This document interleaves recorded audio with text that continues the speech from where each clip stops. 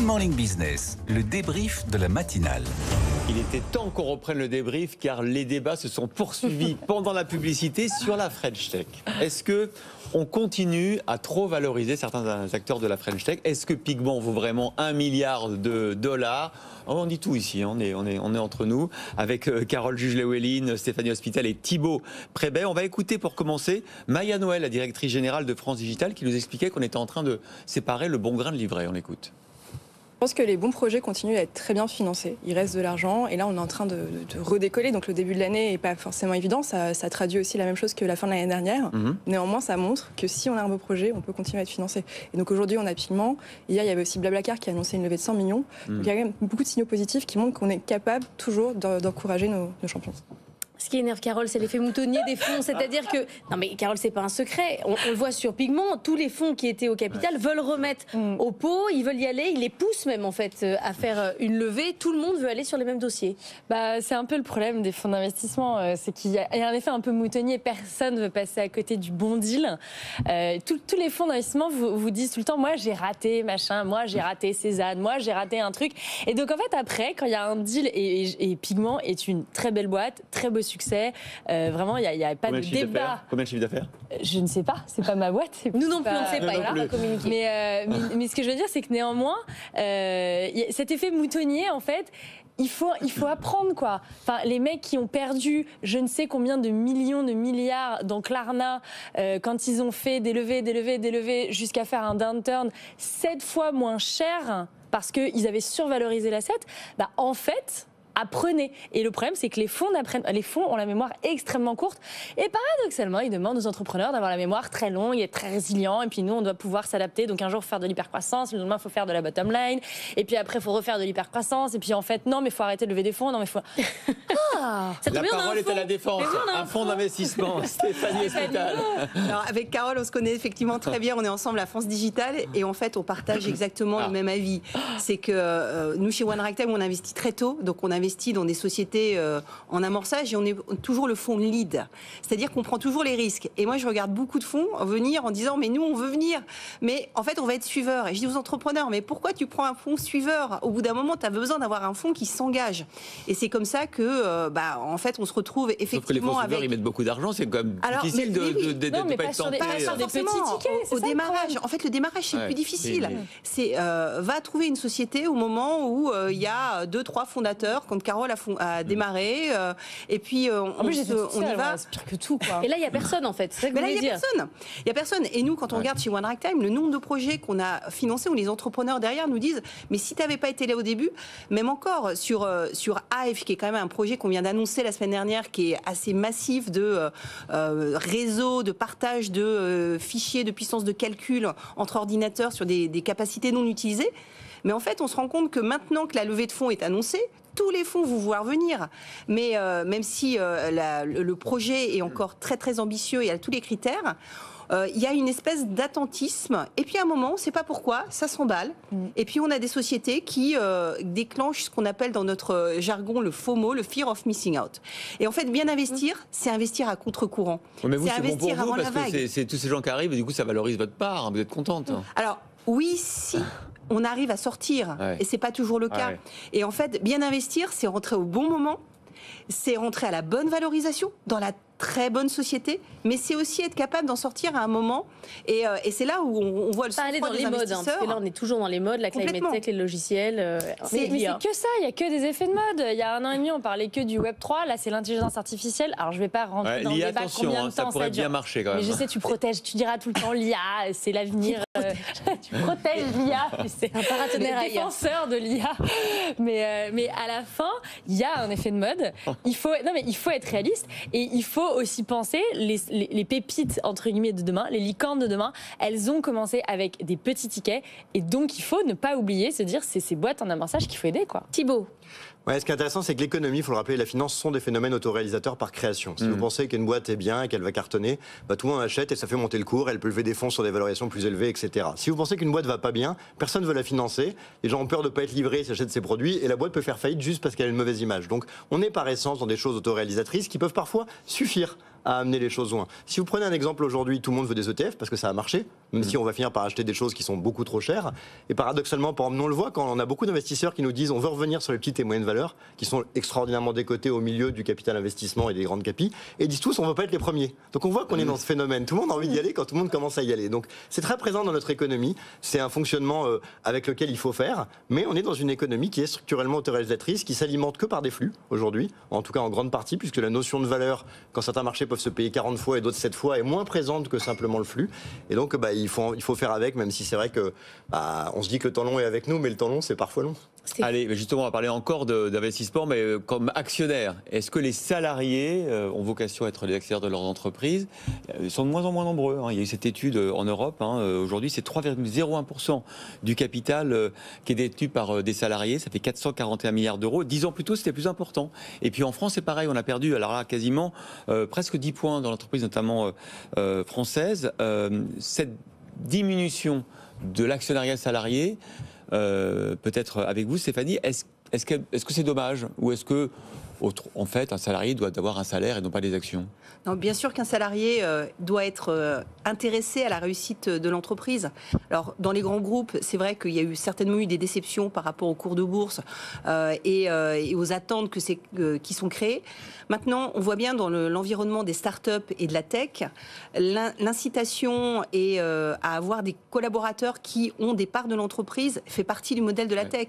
Et on vient récemment de lancer, et merci pour ça, une réforme du régime des actions pour les salariés qui permet d'avoir une plus grande décote et donc d'être encore plus incitatif pour les collaborateurs sur le régime des BSPCE à avoir des actions sur lesquelles un jour ils pourraient capturer de la valeur. Parce que là aussi, si c'est pour avoir des actions qui finalement ne vont jamais rien donner, ça crée plus de frustration que d'incitation à la performance. Ça fait partie aujourd'hui des demandes des salariés, d'avoir des BSPCE, des salariés de la tech. Alors, non, Stéphanie, le salaire déjà. Oui, bah je pense que la base quand même, c'est d'avoir un niveau de salaire. Et donc, nous, on est très vigilants en tant que fonds d'investissement que on mette en regard des BSCPE des niveaux de salaire qui soient des niveaux de salaire incitatifs et avec notamment des logiques de bonus. Mais en même temps, la participation à la création de valeur long terme de l'entreprise est essentielle pour retenir les collaborateurs et pour attirer aussi des talents. Mais il faut que ça soit équilibré. Alors, donc chez June, on a toujours donné des BSPCE à tout le monde. J'ai pas inventé le truc, j'ai complètement volé l'idée à Jean-Charles de Samuelian de Alan, qui avait fait au lancement d'Alan une grille hyper précise. Et j'ai dit, c'est vachement intelligent, je vais faire la même chose. Donc bravo à lui et merci pour cette inspiration. Et donc, ce qui fait que tout le monde a des BSPCE, ça reste un véhicule que les salariés, mais même les gens en général, même en start-up, comprennent pas forcément très bien. Donc tous les ans, je fais un petit cours, c'est quoi un BSPCE, comment ça fonctionne. Et la problématique, c'est très lié à la valo de la boîte. C'est tout le problème, on en revient toujours à la problématique du valo.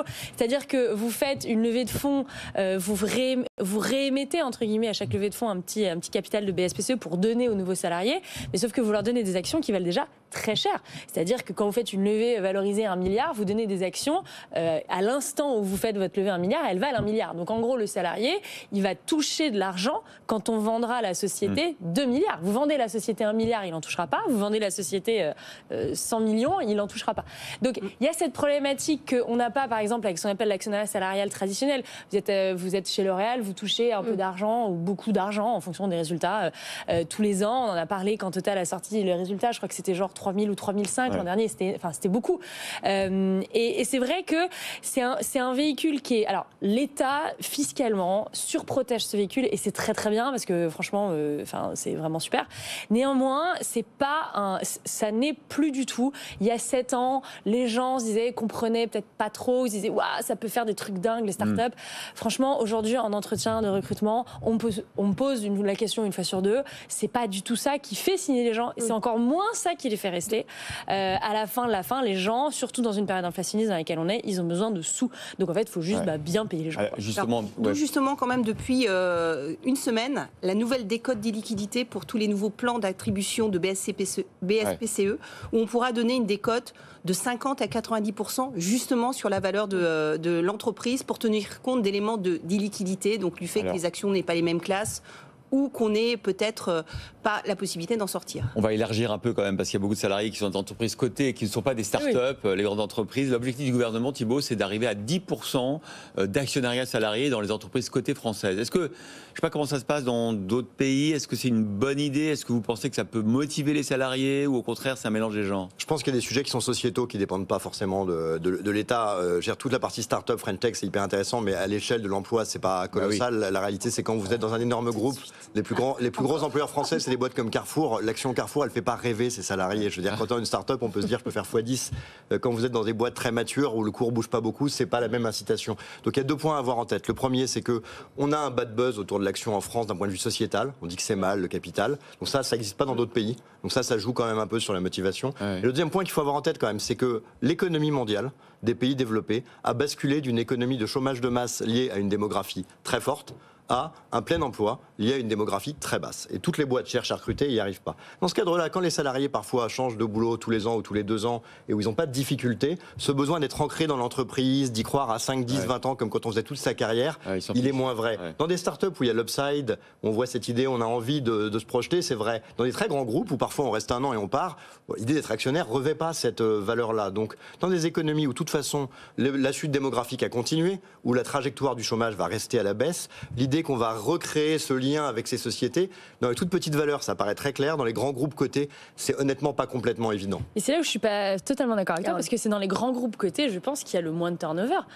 Moi, quand je regarde, par rapport à des petites boîtes, quand je regarde des gens qui sont chez des L'Oréal, chez des Carrefour, il y a des gens qui ont mon âge, ça fait 10 ans qu'ils y sont, quoi. Vous trouvez parce qu'ils sont très bien payés.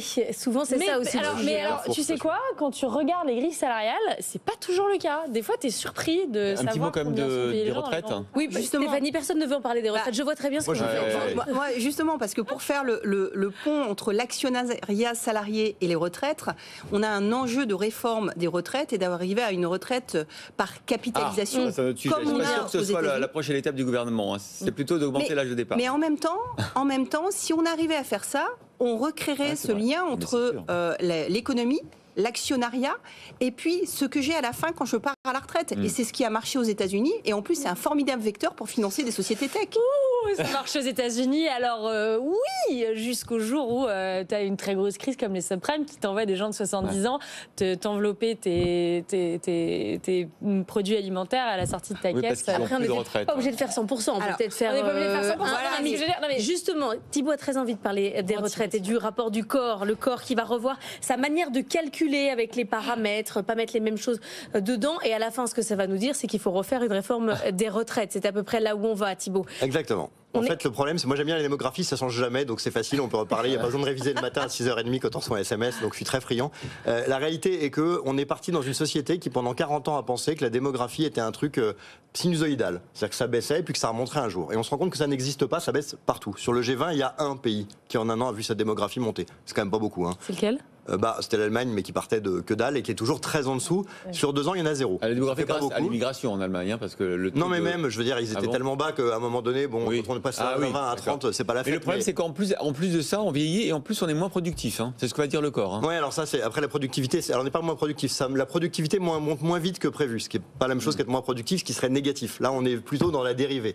Le point est juste de dire, on s'est dit que ça allait s'améliorer. Si ça s'améliore pas, ça veut dire que les ratios de dépendance, c'est-à-dire le nombre de retraités sur les actifs, vont continuer à se dégrader très fortement. Donc ça veut dire que toutes les simulations qu'on faisait ont été comme ça. Pendant longtemps, on a dit la Chine va rester à 1,4 milliard. Et puis il y a 2 ans, on a dit en fait, ils vont être 400 millions parce que si on fait un enfant pendant 2 générations, au bout d'un moment, la population est divisée par 4. C'est des maths. Mais tout le monde disait non, ça va revenir à la normale. Et maintenant, on l'accepte. Ça veut dire qu'on a un problème de retraite. On a un problème de retraite qui est lié au fait qu'il y aura trop de gens à aider, et on a un problème d'activité, qui est que le retraité, plus il est nombreux, moins il est payé, moins il consomme, donc sur l'activité, c'est un problème. Alors ça crée des opportunités, peut-être que sur les couches seniors, par exemple, on va avoir un très beau marché, mais la réalité est que notre système de retraite... Ça fait 7 ans que j'entends cette blague, les amis, je suis à l'épreuve. Vous avez vu, il y a les Japonais, ils arrêtent de produire des couches pour enfants, il faut des couches pour la réalité est qu'on a un vrai sujet sur le financement de la retraite qui va durer et s'accentuer parce qu'on se ment à chaque fois en disant qu'on va stabiliser les écarts entre retraités et actifs. Ça va pas arriver. Et attention, on a une chance en France quand même, c'est que dans des économies de services, c'est plus facile d'augmenter l'âge de départ, alors que dans des économies très industrielles, c'est infaisable. C'est ce que va dire le corps tout à l'heure.